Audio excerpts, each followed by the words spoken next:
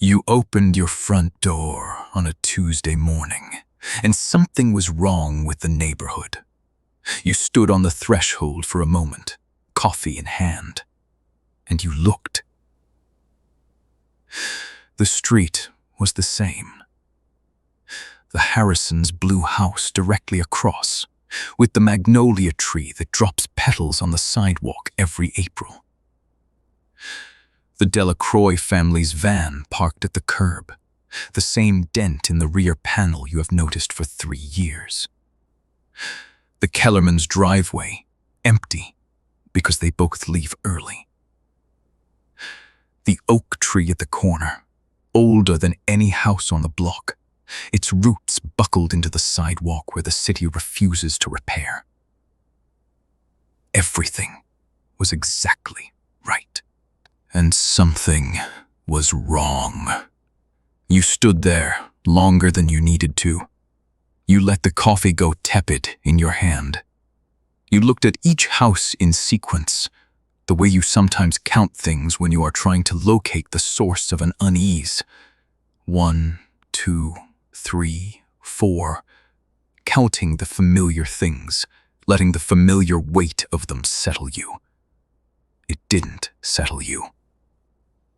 You went back inside, finished getting ready, and left for work. You did not mention it to anyone. It is the kind of thing that sounds in the telling, like a complaint with no object. I looked at my neighborhood, and something was wrong. And you knew how that would sound. You noticed the second thing on your way home. The corner oak tree. You passed it every day, going out and coming back. And you knew the shape of it, the way you know the shapes of things you have looked at for 6 years without ever studying them. But as you passed it that evening, you glanced at it the way you had been glancing at things all day, checking, cataloging, and the tree was wrong. Not a different tree, the same tree. But the bifurcation of the main trunk, the place where it split into 2 distinct crowns, was lower than you remembered. You could have sworn the split happened about 12 feet up. Now, it looked more like 8. You stopped and looked at it for a long time. The roots were buckled into the same crack in the sidewalk. The bark was the same texture, the same grays and browns. The split was lower. You told yourself you had simply never looked at it carefully. You went inside. You ate dinner. You checked the weather on your phone and thought about nothing in particular. And went to bed. 3 days later, you mentioned it to your neighbor, Patricia Harrison, while you were both collecting mail. You described it carefully, not as a complaint, not as alarm, just as a thing you had noticed. The tree might be different than you remembered. Patricia Harrison looked at the tree for a moment. It's always looked like that. I thought the split was higher. She looked at you the way people look at you when they are deciding whether you are joking. No, she said, it's always been about there. 8, 9 feet up. I've looked at it every day for 12 years. You let it go. You went back inside. You started keeping a list. You wrote down in a notes app every specific detail you could remember about the neighborhood. You had not been keeping notes before, so you were working from memory, not a record, just your recollections. The Harrisons' magnolia tree. 3 main trunks, branches beginning roughly 6 feet from the ground, crown extending over their porch roof. The Delacroix van, gray rear dent above the left tail light. The Kellermans' driveway, concrete with a hairline crack running diagonally from the 3rd expansion joint. You wrote these down and you photographed the neighborhood the following morning. Then you waited. 2 weeks later, you compared your photographs against your notes. The magnolia tree had 4 main trunks. You could have miscounted. 3 and 4 are close under branches. You stood on the sidewalk and counted again. 4. You went back to your notes. 3 main trunks you had written. The crack in the Kellermans' driveway ran from the second expansion joint, not the third. Not diagonal, perpendicular to the driveway's length. You stood there and looked at it for a long time. The crack was real. The photograph showed the same crack. But the photograph showed it at the second joint, not the third, which was where you remembered it. You went back inside and read your notes again. The Delacroix dent was above the right tail light in the photograph. You had written left. You thought about all the reasons these discrepancies might be explained by faulty memory. You are not a photographer. You have never specifically studied a neighborhood.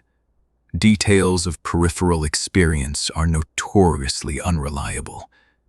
You could have miscounted the magnolia trunks. You could have confused left and right. You often do, momentarily, even in familiar contexts. The crack might have been in the place you photographed, and your written memory might simply have been wrong. You tried to let these explanations do their work. They did not. You contacted the Twilight Registry on a Thursday evening. You described the experience carefully, without exaggeration, and you waited for the investigator's response.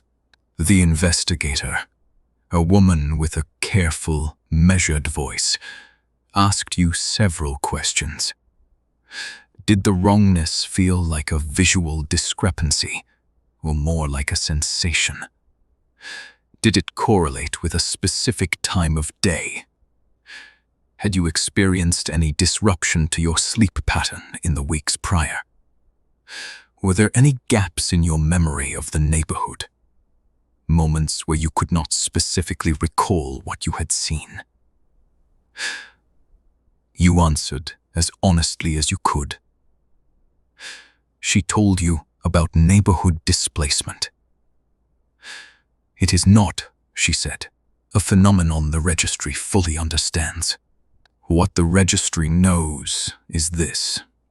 For a small number of documented cases, a neighborhood, a specific collection of familiar structures and landmarks, undergoes gradual alteration that does not register as change, because the residents experience each alteration as if it has always been so. The displacement is not sudden, it is incremental. The oak tree's split was not always at 8 feet. It was lowered by some mechanism the registry cannot identify, and everyone in proximity updated their memory of it without noticing the update had occurred. Everyone, it seems, except you. Why me? You asked. She paused. We don't know. In the cases we've documented, there is always one person who notices. Not because they are more observant than their neighbors, not because they have a special sensitivity. Our current hypothesis is that the mechanism, whatever it is, works on a kind of cognitive frequency, and occasionally someone is simply not susceptible, like a lock that fits every key except one. You asked whether it would stop. In the cases we've documented, she said, it continues until the person who notices either leaves or stops noticing.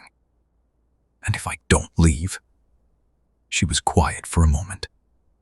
Then you keep noticing, and the neighborhood keeps changing, and eventually you will not be able to reconcile what you see with what you remember, and the gap will become difficult to live inside.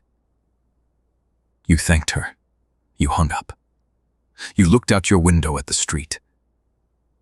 You had lived in this house for 6 years. You had always known this neighborhood. Every house, every tree, every car, every crack in every driveway. You looked at the corner oak tree, its split at 8 feet, its roots buckling the same sidewalk they had always buckled. And you thought, have the roots always been on the right side of the crack? Or were they on the left? You no longer know. The registry suggests, in cases of suspected neighborhood displacement, that the affected individual maintain detailed photographic records, taken at consistent intervals, and reviewed weekly rather than daily. Daily review tends to accelerate the adaptation process, producing the very loss of reference it is meant to prevent. We acknowledge that this is not a satisfying recommendation. We are working on a better one.